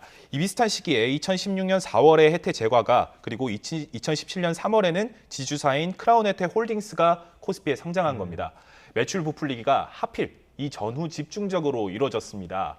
그래서 전문가들이 상장 전후 주가 관리를 위한 목적일 수 있다고 지적하는 이유인데요. 회계사 진단 한번 들어보시죠. 네. 당시 상장 주관사나 그리고 해당 회사 모두 어떤 주가 부양이라든가 주가를 관리할 그런 유인이 충분히 있었을 테고요. 그와 같은 한 수단으로서 이와 같은 가공의 세금 계산서를 발행하지 않았나 이렇게 생각되어집니다.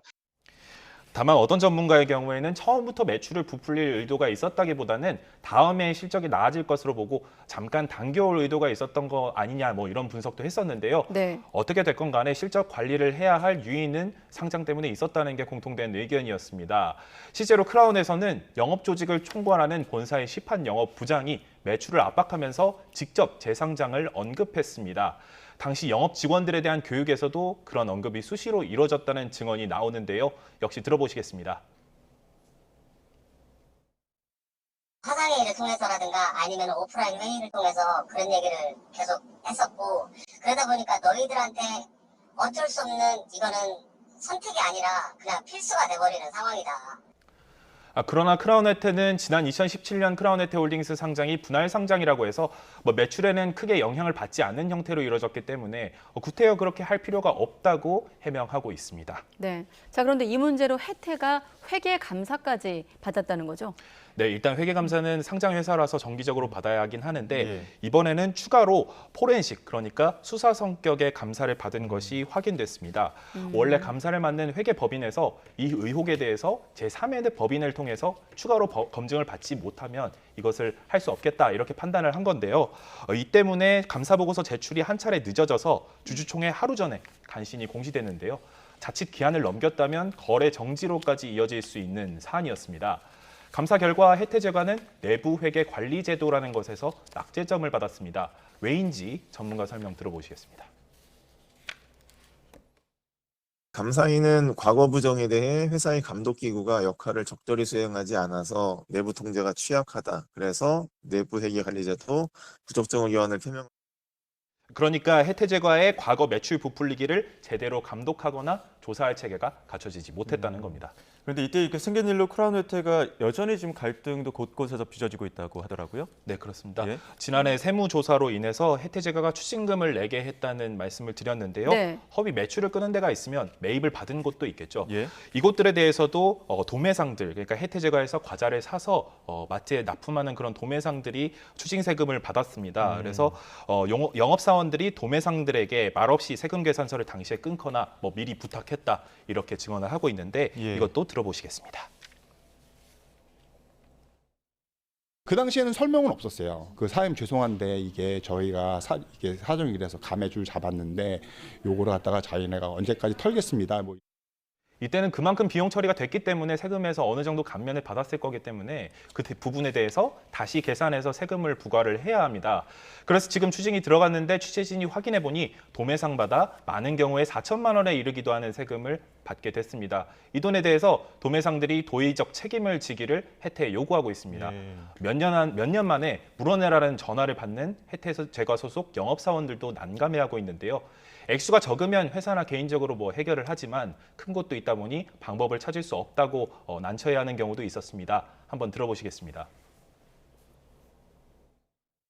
아니 지금 사장님이랑 상사라고 한 군데가 나온 데가 있거든요. 거기는 뭐 다 합치니까 뭐 170만 원 부가세까지 해서 그거밖에 안 나와가지고 그런 제가 해결을 하긴 했거든요. 네, 해태는 도매상들의 피해 금액이 확정되면 도울 방안이 있는지 검토하겠다는 방침입니다. 이 밖에도 당시 해태가 선입금을 바꾸는 물건을 덜 줬다면서 도매상이 소송을 건 경우도 있는데 네. 역시 과도한 매출 압박 틈에 벌어진 일로 보입니다. 또 크라운에서는 당시 퇴사한 일부 영업사원들을 상대로 가판 금액 등이 횡령이라면서 민형사 고소를 진행했는데요. 법적 대응에는 대형 로펌을 선임했습니다. 대법원에서는 영업소장으로 일하다 퇴사한 직원에 대해서 배상 책임을 회사 7, 직원 3으로 판결 내리기도 했는데 네. 아무래도 가판에 대해서는 회사 책임도 크다는 거겠죠. 네, 그럼 끝으로 크라운 해태 측 반론까지 짧게 정리해 주시죠. 네, 알겠습니다. 앞서 말씀드렸듯 해태와 크라운 모두 상장 시점과의 연관성은 부인하고 있습니다. 특히 크라운에서는 본사가 만든 특정 코드에 가판이 몰렸다고 앞서 말씀드렸는데요. 해당 코드는 가판을 잡기 위한 것이 아니라 회사에서 문제를 인지한 뒤에 정리하려고 만든 코드라고 해명했습니다. 오히려 2017년에 감사를 통해서 문제를 적발하고 적극적으로 해결에 나섰다고 주장하고 있는 건데요. 설명 한번 일단 아까 들어보셨으니까 조금 더 설명을 해보겠습니다. 네. 크라운 해태 해명을 받아들이더라도 별도 코드를 만들어야 할 만큼 가판이 광범위하게 이뤄졌다는 것만큼은 부정할 수가 없겠죠. 네. 게다가 취재진은 해당 코드가 일부 지점에서 실제로는 가판을 더 잡는 데에 활용된 것을 확인했습니다. 또 대외비라고 말하거나 세금 계산서 문제가 안 된다면서 적극적으로 처리를 요구하는 내용의 직원들 단체 대화방도 확보했습니다. 이 밖에 가판을 매일 보고하고 이걸 어떻게 정리할지에 대해서 크라운과 해태 소속 영업소들이 서로 소통하기도 했다는 증언도 있습니다. 이것도 한번 들어보시겠습니다. 이렇게까지 했습니다. 오늘 만약에 10%를 팔자. 목표 대비 10%를 팔아서 오늘 5% 가판을 정리하고 5%는 판매 기표를 하자. 그런 식으로 해서 본부에다가 업무 요청을 합니다. 본부에서도 좋다. 그러면 그렇게 정리해라. 그러면 본부가 그걸 몰랐을까요? 네, 이처럼 유독 2016년과 2017년 사이에 조직 전체에 가판이 만연했다는 것을 보실 수 있는데요. 설령 크라운 해태 해명처럼 매출 부풀리기가 전체 조직이 아니라 일부 구성원의 문제였다 하더라도 이처럼 잘못이 광범위하게 드러난다면 도매상이나 또 혹은 전 직원들보다 등과 다투기보다는 도의적인 책임을 지는 것이 바람직하지 않나 이렇게 생각됩니다. 네, 혹시 도의적인 책임을 하는 모습이 보인다면 저희가 또 보도하겠습니다. 사회일보 이준엽 기자였습니다. 수고했습니다.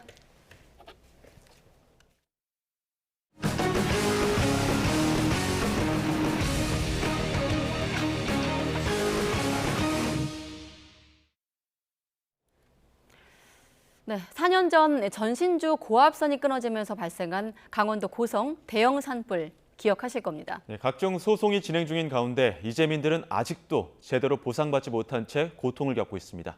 송세혁 기자가 취재했습니다.